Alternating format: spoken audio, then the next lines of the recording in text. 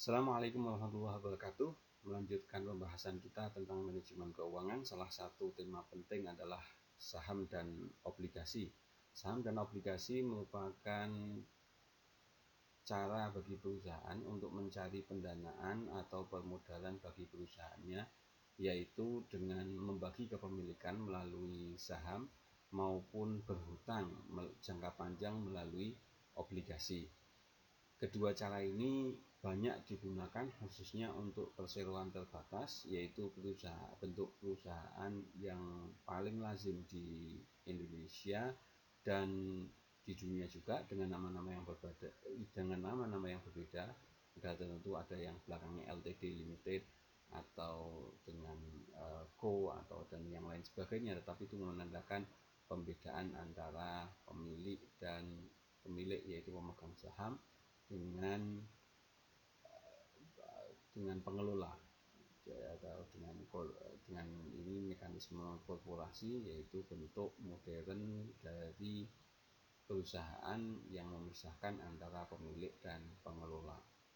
Artinya kedudukan mereka berbeda, yaitu pemegang saham sebagai pemodal, sedangkan pengelolanya nanti bisa direksi, CEO, manajer dan lain sebagainya. Dan yang sama dengan itu, termasuk kalau di Indonesia nanti pemegang saham menunjuk direksi. Sedangkan obligasi ini merupakan mekanisme perusahaan untuk mencari pendanaan modal dengan jatuh tempo tertentu, yaitu pada saat jatuh tempo dia akan mengembalikan uang modalnya itu, dan dia harus memberikan tingkat keuntungan tertentu kepada pemegang modalnya. Biasanya keuntungan ini secara umum dalam bentuk bunga obligasi, nanti yang syariah dalam bentuk dalam bentuk yang syariah, apakah sifatnya bagi hasil atau ujroh atau sewa dari modal tersebut, tapi harus ada underlying aset atau aset yang dijadikan jaminan. Nah, kita akan membicarakan dari sisi perusahaan, di mana ini adalah mekanisme untuk mencari modal. Saham hanya ada di perusahaan dengan perseroan terbatas, tidak pada perusahaan dengan perseorangan atau dengan persekutuan. Sedangkan obligasi ini bisa pada semua bentuk badan hukum perusahaan. Artinya tidak hanya badan hukum perusahaan, tapi yang lain termasuk negara juga menerbitkan surat utang dengan dalam bentuk seperti ini. Kita mulai pembahasan kita dengan saham. Saham merupakan bukti kepemilikan atas suatu perusahaan korporasi di Indonesia, dikenal dengan perseroan terbatas atau disingkat dengan PT. Nah, saham ini nanti biasanya dibagi dalam bentuk dalam jumlah tertentu, yang jumlah tersebut memperlihatkan berapa total kepemilikan. Umpamanya satu perusahaan didirikan dengan 1 juta lembar saham, tiap lembarnya adalah Rp1.000, maka perusahaan itu didirikan dengan nilai modal untuk saham, equity-nya dimulai dengan nilai 1 miliar rupiah, dan dari 1 miliar rupiah itu tiap lembar sahamnya adalah Rp1.000 nilainya, dengan total jumlah lembar saham adalah 1 juta lembar saham. Jangan dipikirkan bahwa lembaran itu adalah lembar-lembar yang kemudian dibagi masing-masing. Itu zaman dulu. Zaman sekarang semuanya sudah scriptless, artinya tidak perlu adanya kertas, tetapi untuk perusahaan yang publik nanti dicatatkan pada kustodian yang sentralnya, pusatnya disebut dengan KSEI, Kustodian Sentral Efek Indonesia. Untuk perusahaan yang tidak go public, maka ini hanya merupakan gambaran saja, dan nanti dicatatkan di notaris dan didaftarkan di pemerintah melalui Kementerian Hukum dan HAM berapa jumlah kepemilikannya dan siapa memiliki berapa jumlah lembar saham, dengan nominalnya berapa sesuai dengan kesepakatan. Bisa Rp1.000, bisa Rp100, bisa Rp1 juta, bisa 1 miliar, terserah dengan kesepakatan pemegang saham, dan itu dicatatkan dalam akta pendirian perusahaan. Nah, siapa yang memiliki saham paling banyak? Lebih dari 50%. Kalau tadi mengenai 1 juta lembar saham, kalau ada satu pihak yang menguasai lebih dari 500.000 lembar saham lebih maka dia menjadi pemegang saham mayoritas. Dan satu saham ini mewakili satu suara. Semakin banyak suara yang dimiliki dan mayoritas, apalagi kalau mayoritas atau mungkin beberapa bergabung untuk menjadi mayoritas, maka itu mereka menjadi pengendali perusahaan. Maka nanti ada istilahnya adalah pemegang saham pengendali. Biasanya kalau dalam kode laporan keuangan yang singkat atau keterangan perusahaan ada dalam tanda kurung P, pemegang sahamnya ini dalam kurung P. Itu kalau di LTI itu dituliskan seperti itu dalam kurung P. Maka itu menunjukkan bahwa pemegang saham pengendali atau mayoritasnya yang mengendalikan perusahaan, termasuk nanti yang menunjuk direksi dan komisaris adalah pemegang saham tersebut. Namun pemegang saham tersebut tidak ada artinya tanpa satu mekanisme mereka berkumpul dan mengambil keputusan yang disebut dengan rapat umum pemegang saham. Kalau disebutkan menjadi RUPS. Baik ini dirapatkan maupun dalam bentuk ngobrol-ngobrol saja, tapi ada berita acaranya, nanti dicatatkan di notaris dan di Kementerian Hukum dan HAM, maka itu akan menjadi sebuah keputusan. Karena rapat umum pemegang saham ini salah satu tugas utamanya dan nanti yang berkaitan dengan implikasi pada perusahaan adalah memilih direksi dan komisaris.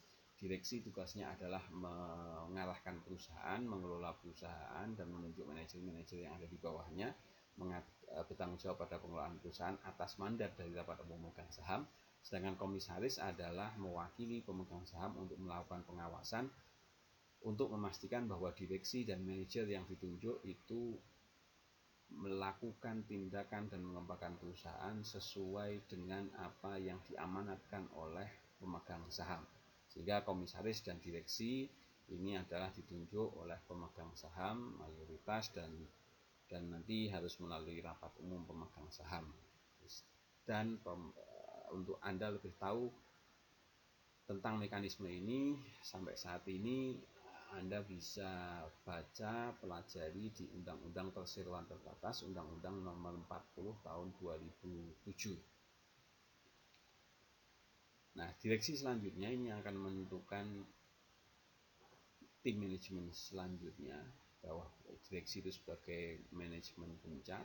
Di negara-negara lain disebut dengan CEO, Chief Executive Officer, itu yang ditunjuk oleh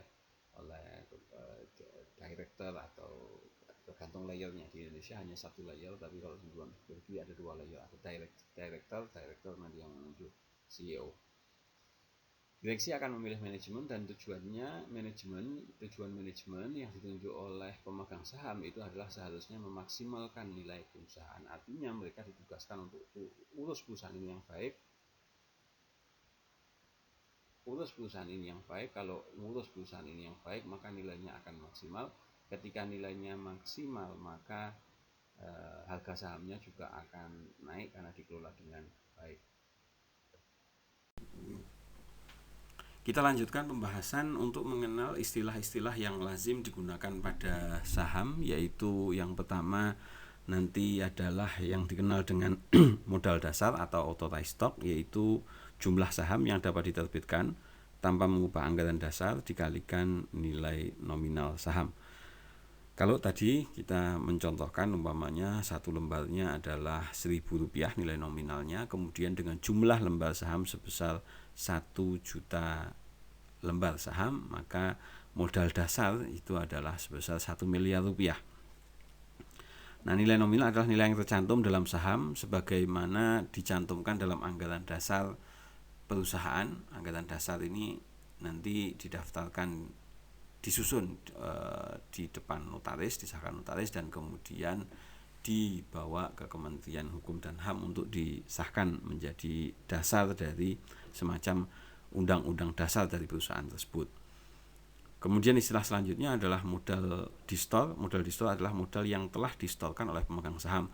Kalau tadi umpamanya modal dasarnya ada 1 miliar, 1 miliar dengan yaitu Rp1.000 dikalikan jumlah lembar sahamnya 1 juta lembar saham, maka tidak perlu semuanya distorkan gitu, tergantung dari kesediaan pemegang saham. Untuk apa? Nanti ketika ada pemegang saham baru itu bisa masuk. Contoh, Dari 1 juta lembar saham tadi, atau dikalikan Rp1.000 per lembar saham maka 1 miliar, maka bisa saja perusahaan menerbitkan dulu untuk tahap awal barangkali umpamanya 600 ribu lembar saham dengan setoran 1.000, maka 600 juta. Maka perusahaan ini masih bisa menerbitkan saham kembali sebesar 400 ribu lembar saham gitu. Nah, maka modal yang di store tadi adalah 600 juta rupiah, yaitu 600 ribu lembar saham dikalikan Rp1.000 per lembar saham. Kemudian agio atau capital surplus atau paid in capital, ini kalau dalam laporan keuangan bisa dilihat di bagian equity apakah ada agionya atau disagio kalau minus. Kalau agio itu kalau capital surplus atau paid in capital di bahasa ini bahasa Inggrisnya, karena biasanya laporan keuangan kalau yang di perusahaan publik itu yang kiri bahasa Indonesia, yang kanan bahasa Inggris, untuk supaya investor internasional juga bisa memperhatikan hal tersebut. Nah, kemudian ada nilai buku. Ini fokus kita ketika kita bicara saham pada laporan keuangan itu kita bisa melihatnya di nilai bukunya, book value-nya, yaitu nilai ekuitas di laporan keuangan. Jumlah equity, total equity-nya itu berapa, maka itulah nilai buku perusahaan tersebut. Bisa dilihat di nilai ekuitasnya di laporan posisi keuangan atau neraca di bagian equity-nya, ekuitasnya. Tapi kalau perusahaan itu sudah go public, maka akan kelihatan nilai pasarnya atau market value-nya itu dari mana? Dari kapitalisasi pasarnya, yaitu jumlah lembar saham yang ada di perusahaan yang sudah beredar dikali dengan nilai pasarnya, karena bisa saja nilai pasarnya umumnya lebih tinggi daripada nilai bukunya, meskipun nanti ada perusahaan-perusahaan yang nilai bukunya lebih tinggi daripada nilai pasarnya ya. Ini nanti disebutkan oleh price to book value, market to book ratio. Saya akan berikan contoh pada salah satu perusahaan publik yang cukup terkenal dan masuk blue chip, yaitu PT Semen Gresik yang kodenya adalah SMGR, dan ini sekarang menjadi namanya PT Semen Indonesia karena sudah berkonsolidasi bergabung dengan BUMN semen yang lain menjadi satu. Holdingnya adalah Semen Gresik dan atau yang sekarang disebut dengan Semen Indonesia, dikodekan dengan SMGR. Semen Gresik ini sudah melakukan IPO, Initial Public Offering, pada tahun 1991. Tahun 91 ya, ini informasi yang didapatkan yang saya ambilkan dari buku teori portofolionya Suatusnan menjelaskan tentang hal tersebut. Namanya informasinya saham biasa dengan nominal Rp1.000 ya, ini kebetulan nominalnya sama dengan tadi yang saya sebutkan Rp1.000, diotorisasi sebesar 500 juta lembar. Artinya modal dasar dari Semen Gresik adalah pada saat itu adalah 500 juta lembar saham dikalikan Rp1.000, maka 500 miliar. Namun yang sudah di-store penuh itu baru 148.288.000 lembar saham dari yang tercatat di anggaran dasarnya sebesar 500 juta lembar saham. Artinya Semen Gresik pada saat itu masih bisa menerbitkan, di tahun 91 ya, masih bisa menerbitkan 500 juta lembar saham dikurangi yang sudah diterbitkan atau yang sudah di-store penuh 148.288.000 lembar saham. Artinya dia tanpa mengubah anggaran dasarnya masih bisa menerbitkan saham lagi sampai berarti 351 juta 722.000 lembar saham lagi, yaitu 500 juta lembar dikurangi 148.288.000 lembar. Pemerintah itu memiliki 108.288.000 lembar dari yang sudah disetor atau yang sudah beredar itu 148 juta lembar saham. Maka kepemilikannya berapa persen? Tinggal dibagi itu, 108.288.000 dibagi 148.288.000 lembar saham. Ini kepemilikan pemerintah ya, sehingga terlihat jelas dia menguasai lebih dari separuh, yang itu artinya dia adalah pemegang saham mayoritas. Nah, tetapi yang beredar 148 juta lah, sisanya di mana ini? Melalui IPO tahun 91, Initial Public Offering atau penawaran publik perdana pertama kali yang dilakukan oleh Semen Gresik, itu dijual 40 juta lembar saham ke publik dengan harga per lembarnya Rp7.000. Dia jual dengan harga Rp7.000, padahal yang tercatat berapa? Yang tercatat hanya Rp1.000. Yang tercatat di nilai nominal saham tersebut hanya Rp1.000, tapi dia pemerintah menjual saham menawarkan dengan Rp7.000.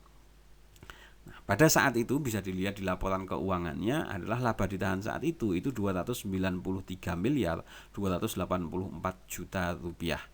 Tahun 92 harga saham per lembar itu sudah Rp8.000. Artinya dalam waktu 1 tahun harga sahamnya meningkat dari 7.000 menjadi 8.000. Itu artinya kalau investor itu beli sahamnya pada waktu IPO ketika Rp7.000, maka kemudian dia bisa menjual harga saham itu di 92 itu nilainya sudah meningkat menjadi 8.000. Kalau dijual di pasar maka dia akan dapat keuntungan atau capital gain sebesar Rp1.000. Sekarang nilainya sudah meningkat dan sudah banyak melakukan stock split beberapa kali, dan itu nanti bisa dilihat di profil perusahaannya, bisa di-download di www.idx.go.id, nanti cari emiten dan pilih SMGR atau Semen Gresik atau sekarang disebut dengan Semen Indonesia. Yang dicatatkan di ekuitas PT Semen Gresik pada tahun 92 ini, pada saat itu dia menerbitkan setelah menerbitkan lembar sahamnya IPO itu, maka dicatatkan saham biasanya dicatatkan sebesar 148 miliar 288 juta rupiah. Dari mana itu? Dari jumlah lembar saham yang sudah di store atau yang sudah beredar, yaitu 148.288.000 lembar dikalikan dengan nilai nominalnya, yaitu 1.000 lembar saham. Selain itu dicatatkan juga agionya.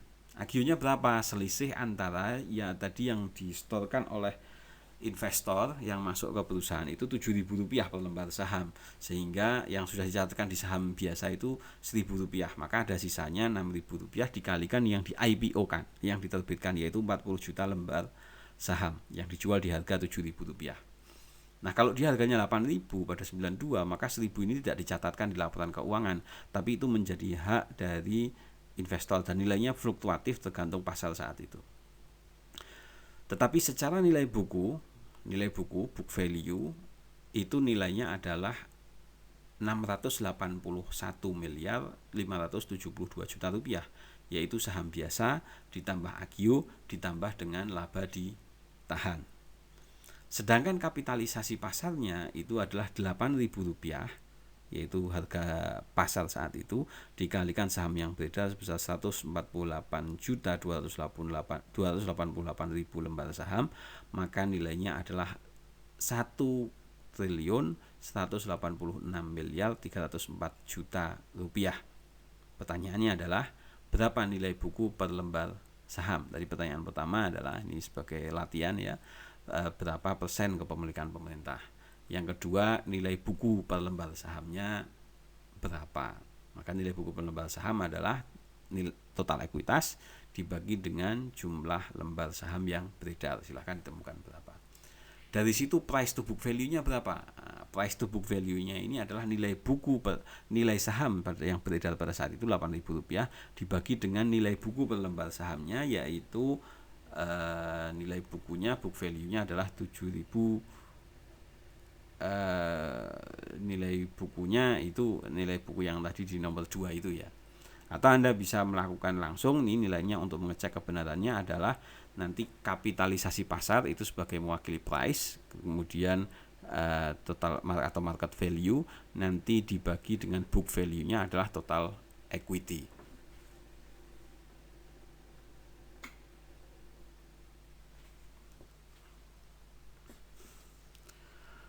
Ada beberapa metode yang digunakan untuk pendekatan penilaian saham ya, ada 3 metode. Metode pertama adalah pendekatan present value atau model kapitalisasi penghasilan. Metode kedua adalah metode PER atau price earning ratio. Ini metode yang paling banyak digunakan. Dan yang ketiga, corporate value model, tidak saya bahas karena sudah dibahas pada awal masuk ketika pada model free cash flow itu ya, model present value dari free cash flow yang akan dapat di perusahaan sudah kita bahas juga di struktur modal, itu rumusnya bisa dilihat di situ, sehingga saya tidak akan membahasnya secara khusus. Saya akan membahas hanya dua metode saja, yaitu pendekatan present value atau kapitalisasi penghasilan dan price earning ratio. Pendekatan present value atau model kapitalisasi penghasilan adalah nilai saham ini merupakan hasil dari nilai sekarang atau present value dari dividen per lembar saham yang akan diterima pada masa yang akan datang. Maka dividen yang diperkirakan, apa itu dividen? Dividen adalah keuntungan yang didapatkan atau dibagikan kepada pemegang saham. Tiap lembarnya dapat berapa dividennya. Kalau dalam persen ini disebut dengan dividend yield, berapa persen dari nilai sahamnya. Kemudian pendekatan yang kedua adalah pendekatan price earning ratio. Nanti kita akan diskusikan satu-satu, yaitu PER, dari namanya aja, price earning ratio. Rasio antara harga saham dibandingkan dengan laba per lembar saham. Laba per lembar saham disebut dengan EPS, yaitu earning per share, atau total laba dibagi dengan jumlah lembar saham yang ada. Corporate value model sudah kita bahas, sehingga tidak kita bahas secara khusus di ini. Mari kita bahas satu-satu. Pendekatan pertama adalah pendekatan present value, ya, tadi yang present value dari dividen yang akan didapat pada periode tertentu, katakanlah periode pertama itu D1, periode kedua adalah D2, dividen kedua, periode ketiga adalah dividen ketiga, dan terus untuk perusahaan yang diasumsikan going concern atau perusahaan yang berkelanjutan atau tidak terbatas jangka waktunya, maka dividennya bisa tak terbatas. Tapi di present value kan, yaitu di dividen itu dibagi 1 plus KS. KS ini kalau di present value itu kan rumusnya kemarin PV sama dengan FV. FV ini sekarang menjadi D dibagi 1 plus I. I-nya sekarang menjadi KS gitu. T-nya adalah periodenya, yaitu 1, 2, 3 dan seterusnya. P0 itu adalah harga saham, ada topinya, ada tanda kutipnya itu di atas. Tanda kutip ini menjadi ekspektasi atau yang diharapkan secara teoretik berapa. P0 adalah harga saham, DN yaitu D1, 2, 3 dan seterusnya sampai tak terhingga tersebut adalah dividen yang akan diterima pada periode ke N atau periode ke T ya. KS atau RS ini saya masukkan dua-duanya, di buku tertentu itu pakainya KS, di buku tertentu pakainya RS. Tapi ini sama, artinya mengacu pada biaya modal saham, yaitu tingkat keuntungan yang disyaratkan oleh investor sebagai pemegang saham. Kadang-kadang tiap investor berbeda, maka menghargainya berbeda, tapi nanti harga secara umum itu harga untuk perusahaan publik yang tercermin di pasar. Tetapi untuk investor sendiri-sendiri itu bisa menawar dengan harga yang berbeda, karena dividennya ekspektasinya bisa berbeda. Tapi kalau itu sudah dirumuskan atau diperkirakan oleh perusahaannya, tapi biaya modalnya mungkin bisa berbeda-beda karena tiap investor juga bisa beda-beda. Tapi secara market nanti disatukan dan dilihat nanti secara teoretiknya seperti apa.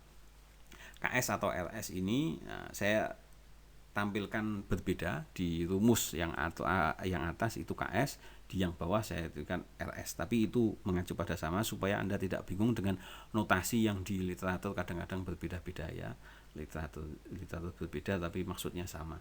RS sama dengan RF ditambah premi risiko. Ingat ketika dasar CAPM di bagian risk and return, khususnya yang bagian portofolio sudah kita bahas ini, yaitu RS sama dengan RF atau RM. Ingat dasar CAPM yaitu premi risiko adalah LM min RF kalikan beta, maka RS menjadi RS sama dengan RF ditambah LM min RF kalikan beta, di mana RF adalah tingkat keuntungan bebas risiko, RM adalah tingkat keuntungan pasar secara umum market ya, di Indonesia diproksikan atau sering digunakan bisa menjadi indeks LQ45 umpamanya, tingkat keuntungan pasarnya, perubahan returnnya berapa, atau IHSG secara umum di bursa itu juga bisa pakai IHSG. Yang kalau mau pakai khusus liquid bisa pakai LQ45. Sedangkan beta adalah beta saham, yaitu resiko saham yang diukur dibandingkan dengan resiko market ya. Nah, formula tadi yaitu P0 sama dengan D1 dibagi 1 plus KS pangkat T atau pangkat I, Ini kalau diasumsikan dengan dividennya itu meningkat secara konstan dari tahun ke tahun, diformulasikan dengan G, growth, karena perusahaan yang baik adalah yang memberikan dividen yang meningkat dari tahun ke tahun. Dan kalau asumsinya perusahaan itu adalah konstan memberikan peningkatannya, maka dengan formula tadi yang di atas dengan tambah G ini bisa dikembangkan menjadi peningkatan dividen konstan, maka nilai saham tersebut menjadi P0 sama dengan D0 atau dividen pada tahun ini dikalikan 1 plus G, artinya ini dividen pada tahun depan itu ditambahkan growth-nya itu menjadi D1, D0 kali 1 plus G itu menjadi D1 dibagi KS min G. KS adalah biaya modal atau RS, sedangkan G adalah growth-nya. Nah, sebagai latihan lanjutan, selain tadi ada 2 atau 3 ya sebelumnya, itu silahkan ini digunakan menjadi latihan. Ini PT Jaya Abadi umpamanya memberikan dividen tahun ini sebesar 2.500 per lembar saham. Perhatikan dividen ini dividen tahun ini ya, dividen tahun ini, maka notasinya Anda harus perhatikan ini sebagai D0 atau D1. Dividen tahun ini ya, bukan dividen tahun depan. Maka dividen tahun ini D0, kalau dividen tahun depan D1. Diperkirakan dividen PT Jaya Abadi akan tumbuh konstan 10% per tahun. Notasinya apa? Notasinya apa? KS, G, atau D? G ya. G-nya adalah 10% per tahun. Anda bisa tuliskan 10% atau 0,1 dalam desimal. Nah, pertanyaan A. Jika keuntungan yang diharapkan oleh investor saham PT Jaya Abadi adalah 20%, berapa nilai saham PT Jaya Abadi? Silahkan dimasukkan, disimulasikan di rumus tadi. Yang B kedua, jika tingkat keuntungan bebas resiko adalah 7%, ini notasinya apa? RF. Dan tingkat keuntungan rata-rata pasar saham return market return adalah 22%, ini sebagai RM. Dan resiko saham PT Jaya Abadi adalah 1,5 kali pasar, ini sebagai apa? Beta. Berapa nilai saham tersebut? Maka kalau untuk kasus B Anda harus cari dulu RS atau KS-nya berapa, baru nanti dimasukkan dalam rumus formula tadi untuk menghitung secara teoretik berapa nilai saham Jaya Abadi tersebut. Pendekatan kedua adalah pendekatan PER atau Price Earning Ratio. Ini pendekatan yang sangat banyak digunakan untuk perusahaan publik untuk melihat sahamnya ini, harga sahamnya murah atau enggak, diukur dengan nanti diperbandingkan dengan laba per lembar sahamnya atau EPS-nya, earning per share-nya. Ya, PER atau Price Earning Ratio sesuai dengan namanya, price itu adalah harga sahamnya dengan dibandingkan atau dirasiokan dengan earning. Earning adalah labanya. Kalau ini harganya per lembar saham, maka begitu pula dengan labanya adalah per lembar saham. Maka ini rumus dari rasio dari P0 atau harga saham dibagi dengan earning per share atau laba per lembar saham. Untuk memperjelas dan sebagai gambaran contoh, maka contoh harga saham saat ini adalah Rp10.000. Ini menjadi P ya, price. Kemudian jumlah saham ada 1 juta lembar saham, tapi perusahaan itu menghasilkan laba sebesar 1 miliar rupiah. 1 miliar dibagi 1 juta, maka laba per lembar sahamnya adalah Rp1.000, yaitu 1 miliar dibagi 1 juta. Itu Rp1.000, sedangkan harga sahamnya adalah Rp10.000, maka 10.000 dibagi 1.000, maka 10 kali. Artinya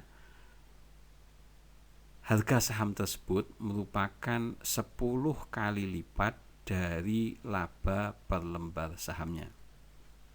Semakin tinggi PER, maka itu menandakan perusahaan itu dihargai semakin tinggi oleh investor.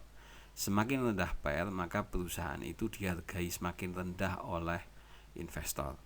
Ya, maka kalau dikatakan harga rendah, maka dikatakan harganya murah. Kalau harganya tinggi, maka kali lipatnya banyak. Berapa rata-rata di market? Nah, itu bisa diukur dan dilakukan riset, itu menjadi riset tersendiri ya. Nah, biasanya ini digunakan untuk perbandingan dengan perusahaan lain yang sejenis. Nah, kalau seandainya jika perusahaan sejenis itu sejenis identik memiliki, meskipun ini tidak ada perusahaan yang identik ya, semua perusahaan punya karakteristik sendiri yang berbeda, tetapi biasanya diperbandingkan dengan perusahaan di industri yang sama. Contohnya perusahaan tadi semen Gresik, semen ya sama perusahaan semen yang lain. Perusahaan konstruksi ya semacam PT PP, Adikarya, Wijaya Karya, Waskita Karya, itu juga bisa diperbandingkan karena dianggap identik, sama-sama BUMN, sama-sama perusahaan karya, meskipun nanti karakteristiknya berbeda gitu. Karena itu nggak ada yang identik, tapi biasanya untuk menyebut identik itu yang mirip atau sama itu biasanya pada industri, perusahaan dengan industri yang sama. Jika perusahaan sejenis atau bahkan identik itu memiliki PER sebesar 20 kali berapa harga normal tersebut seharusnya, maka harga normal tersebut seharusnya adalah Rp20.000 dan harga saham perusahaan tersebut itu baru Rp10.000. Maka ini murah atau mahal? Murah. Rekomendasinya biasanya kemudian kalau murah rekomendasinya beli, karena normalnya Rp20.000, harga sahamnya saat ini cuma Rp10.000 gitu. Nah, kita masuk selanjutnya pada tema tentang obligasi. Obligasi ini bahasa Inggrisnya bukan obligation tapi bond. Ya, obligasi ini merupakan, namanya sih obligasi, itu berarti kewajiban. Ini menandakan bahwa penerbit itu memiliki kewajiban kepada pihak lain yang memberikan utang gitu. Obligasi merupakan instrumen keuangan berbasis utang. Instrumen keuangan itu berarti kalau buat investor itu adalah instrumen investasi, buat perusahaan atau penerbit obligasi ini menjadi sarana untuk mencari pendanaan.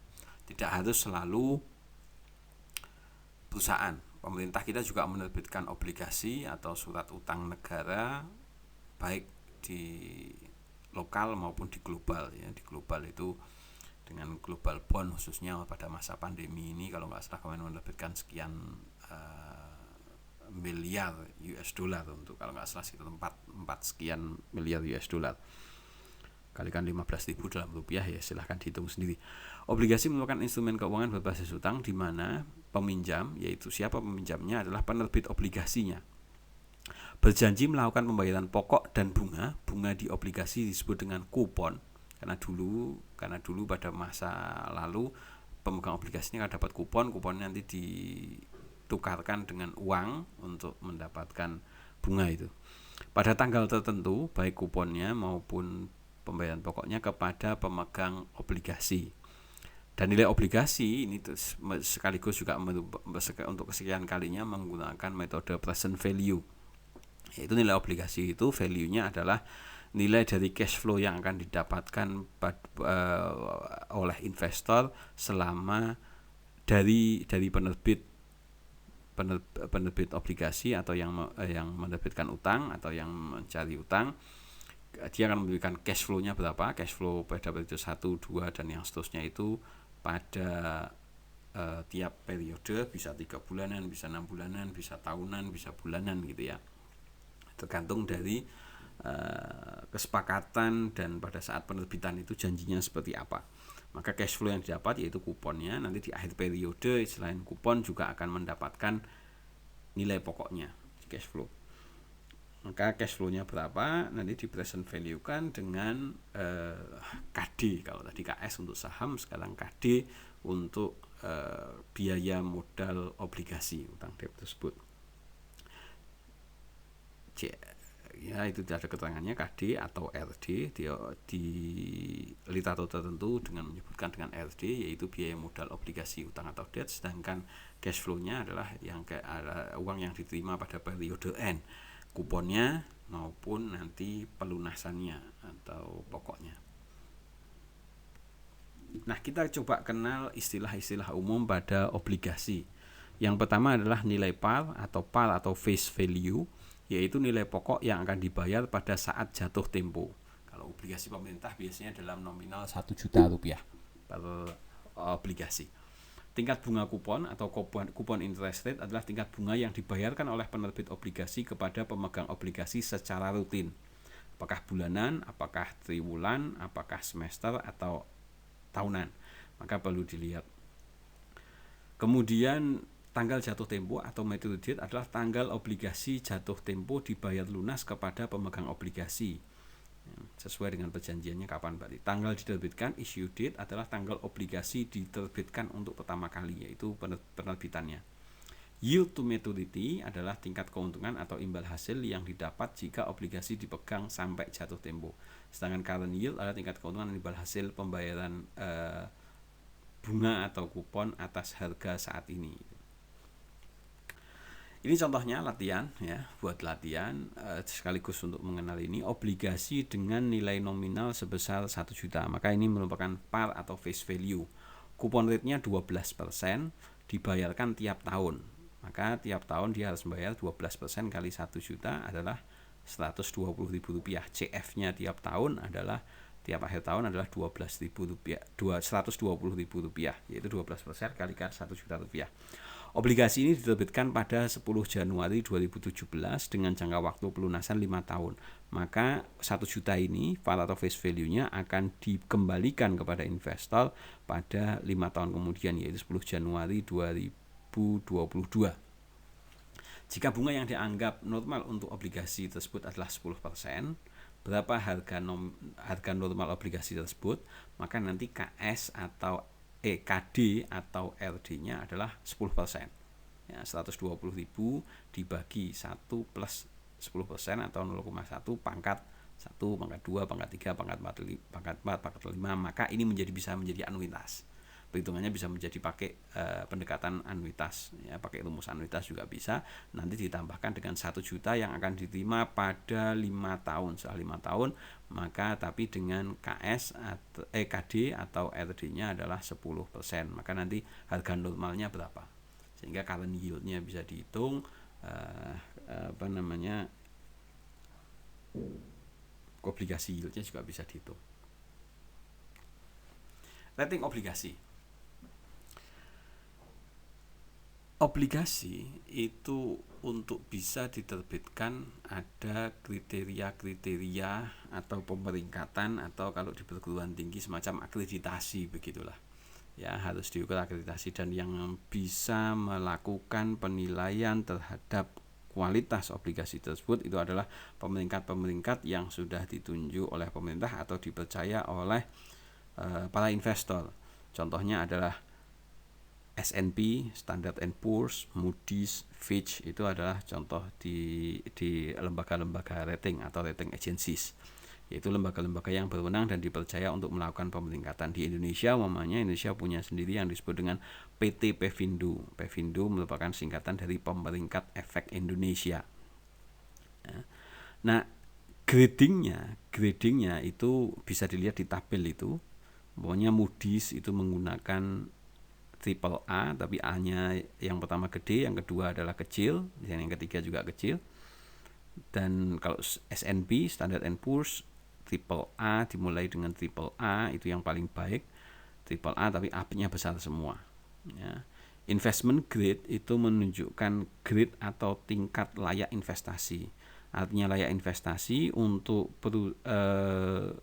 investor-investor tertentu yang diatur oleh pemerintah, oleh regulasi keuangan itu, umpamanya asuransi, reksadana, itu hanya boleh berinvestasi pada obligasi-obligasi dengan investment grade, yang masuk investment grade, yang masuk pantauan investor.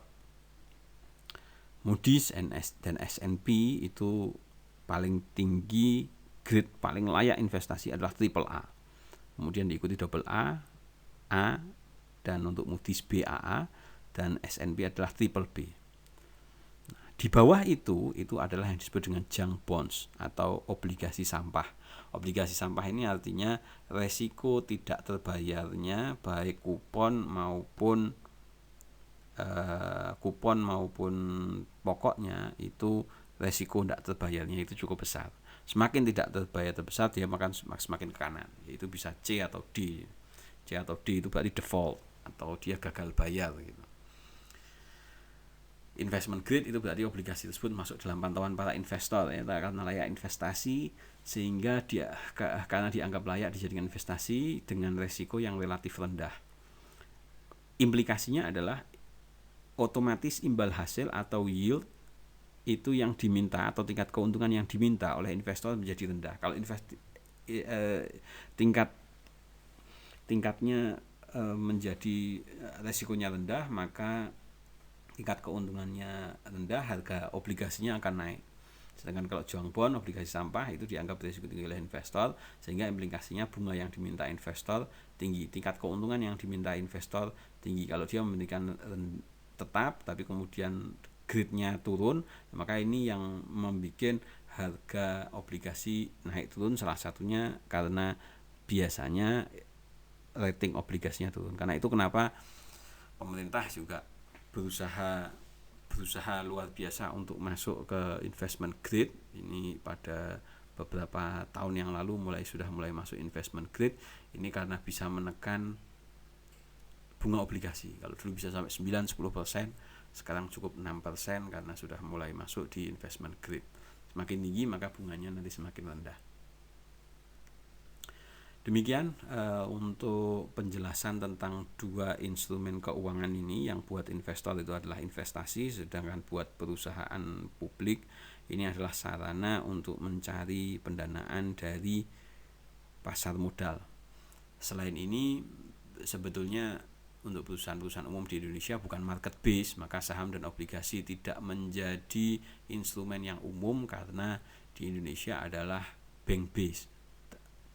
Dasarnya atau basisnya adalah perbankan biasanya. Jadi kalau perbankan lebih simpel menggunakan cicilan dan perjanjian antar bank gitu. Tapi ini untuk menekan bunga bank maka harus ada kompetitor yang kuat, dan kompetitor yang kuat sebenarnya adalah pasar modal, sehingga bank tidak melulu menggunakan bunga tinggi, karena kalau mau cari yang lebih murah bisa lewat pasar modal. Demikian, semoga bermanfaat. Kalau ada kurang lebihnya mohon maaf. Wallahul muwaffiq ila aqwamit thoriq. Assalamualaikum warahmatullahi wabarakatuh.